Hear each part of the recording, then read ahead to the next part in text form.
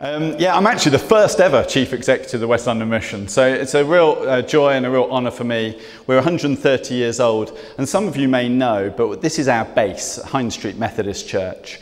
And we've got a small office here, but we've also got a number of projects all around London. And just a short walk away is our project in Seymour Place, which every morning between 9 and 11:30 sees around 80 to 100 rough sleepers coming in for us to give help to and support to come off the streets. We also run a night shelter in partnership with many people who I can see in the room, which is great. So we partner with 13 churches, including Lucy's Church, St James Piccadilly, and also so 12 other churches, plus a synagogue and a mosque that are part of that team. And we also run hostels for men coming out of prison, for people with alcohol addictions, and also people homeless coming out of the armed forces. So we are a professional agency, and one of our big number in our organisation is that last year we managed to help 249 people come off the streets. And we couldn't have done that without the support of the churches, many of whom are represented here tonight. And I think that we're both a professional agency, but also a church-based one. That's why we're based here. And every day, we face, being based in this building, the challenges of how as a church we respond to the rough sleepers who come to our building, who sleep on the steps, who may well be bedding down by the time we leave later. So I'm really interested in how we grapple both from a professional basis. I've been in paid work with homeless people since 1994, but I've also been a member of churches where homeless people have been part of that community. I've had homeless people come and live in my flat with some mixed results. And I think these different perspectives are really important. I grew up in a vicarage, and some of my earliest memories are of homeless people coming to our door and asking for help. I've got really strong memories, especially of the sort of smells that were kind of slightly alien to a middle-class vicarage. And the complications, my mum making them sandwiches, and me thinking, that's a nice thing to do, that's the right thing to do. And then later on, seeing that same pack of sandwiches thrown in the bush on the street. And as a sort of 8, 9-year-old, I thought, this is a bit complicated. What's going on? And I think that some of the things that Jacob just spoke about are clearly homelessness is a huge social, economic and political issue. It brings together so many of these big issues around what government's doing, around what agencies can do. But as Lucy was saying, it's also irreducibly personal. Because behind the stats and the story and the headlines, there are precious human beings, each with a unique story. And when I walk from Victoria up here every day, I'm walking past many examples of those unique, precious human beings huddled in doorways. How do you feel when you walk past someone sleeping rough? I still feel how I did, when I was 18 and I had a job where I had to be on the Strand at 7 o'clock in the morning. And I was shocked as an 18-year-old to see so many people sleeping rough. It causes feelings of guilt, confusion, anger, and upset. How do we channel those feelings into actions that actually make a difference? I've always found it helpful to think about homelessness as having key ingredients. I just want to run through some of the ones that I think are really important. Jacob's talked quite a lot about poverty of resources. I think this is the #1 issue at the moment. There simply is not enough affordable housing and accommodation, especially in London, where we're based. Too many people suffer from insecure housing where they can be evicted on a whim. There's so much insecure employment with 0-hour contracts, people not having a basis of resources that they can rely on. Austerity, sanctions. Just at the time when rough sleeping's been going up and up and up, doubling in the last 7 years, government funding has been coming down and down and down. And 7 years ago, we received a considerable amount of government money to do our work with rough sleepers. And now we don't get any at all. So, and especially for what you said about refugees and asylum seekers. This is chiefly a poverty of resources. But equally, as Jacob also said, relationships are vital. We live in a world where relationships are so fragile between groups of people. And if you talk to any homeless person, virtually, that underneath their story, their immediate stories about evictions or job losses, there'll almost certainly be relationship breakdown. You know, people walking on environments where they don't have to make many mistakes before they're on the street. And lastly, a poverty of identity. You know, our relationships with others are vital, but our relationship with ourselves is just as important. And of course, everyone in this room will be aware of the big issues around mental health and well-being, around addiction, some of the things that Lucy mentioned in her talk, about people whose very identity is scarred and damaged and fragile. Their resilience is so low. And so many of the people we're working with are affected by childhood trauma. Things like what Krish spoke about that have affected them so deeply. And I think the reason it's worth talking about these ingredients is because it shows that homelessness is far more than just houselessness. You know, houses are bricks and mortar. They're vital resources. You know, no one's going to underestimate the importance of them. And they're resources we need more of. But they're not the sum total of this issue. Homes are places of relationships, places of identity.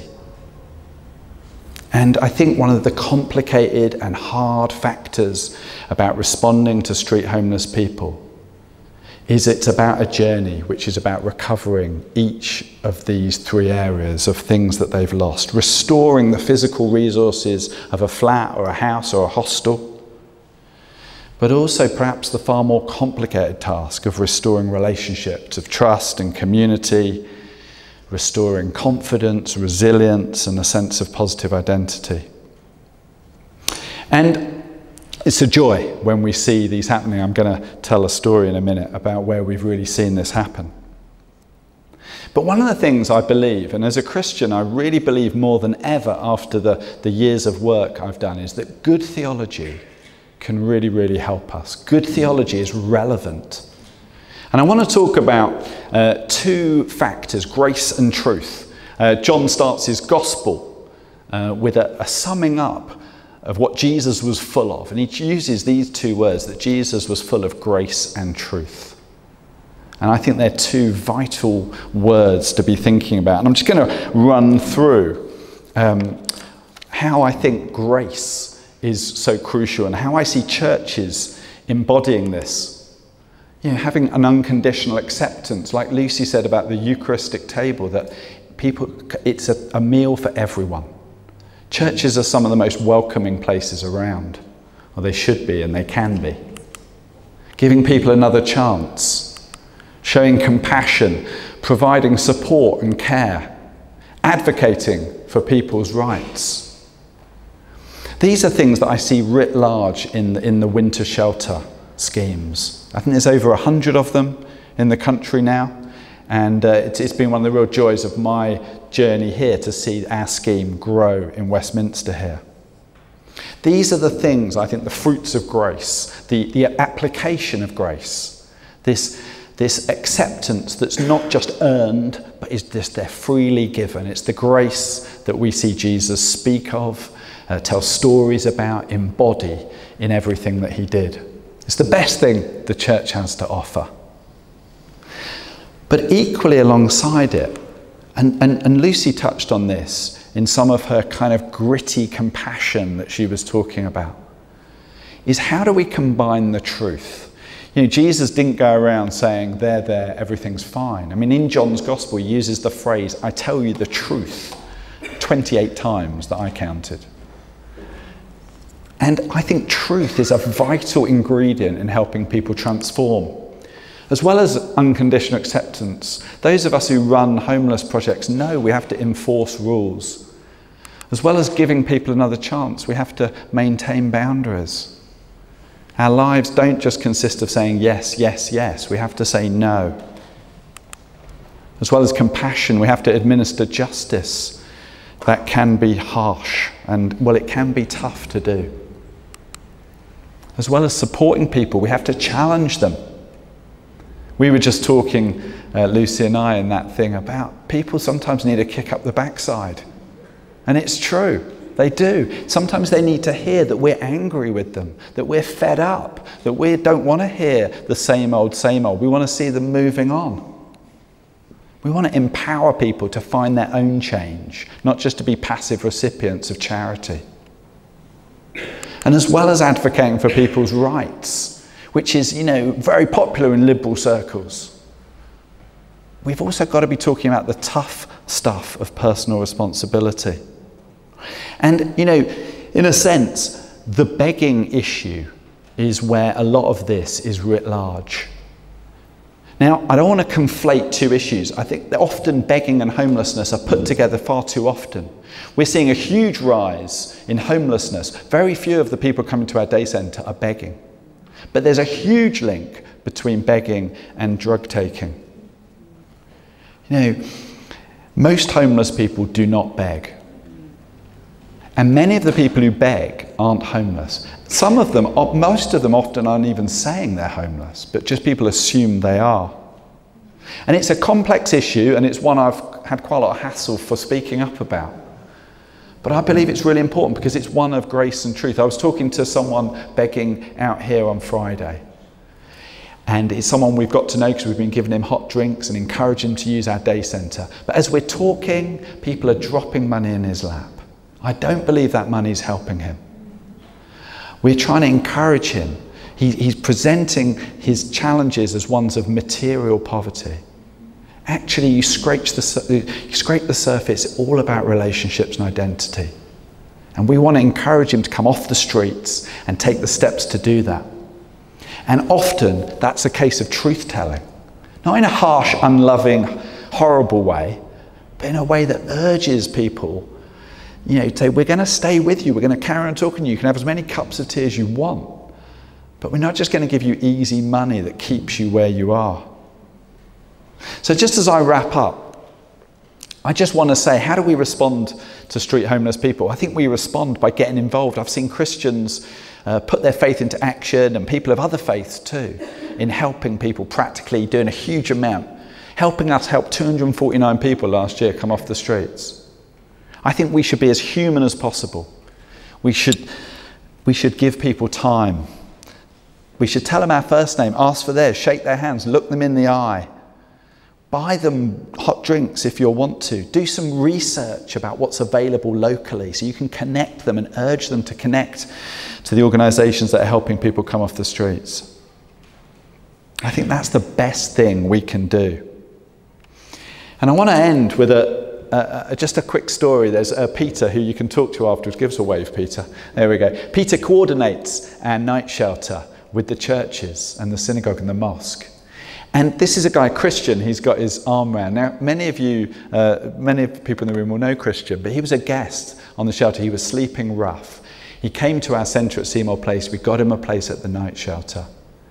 And from there, we managed to get him a placement in a local hotel. We've got great relationships with loads of local hotels, who, as Jacob said, it's not just about the government, there are things businesses can do. And a lot of these hotels are stepping up, offering work placements to our guys. He got a work placement, did really well, got offered a job, a part-time job. He got offered more and more hours because he was doing so well. And last year, he came to see us, and came to see Peter especially, really excited. And why? Because the hotel he's been working at awarded him Employee of the Year award. He's gone from sleeping rough to someone people walk past and dismiss. Closed in, not much of a future, to walking into the West London Mission.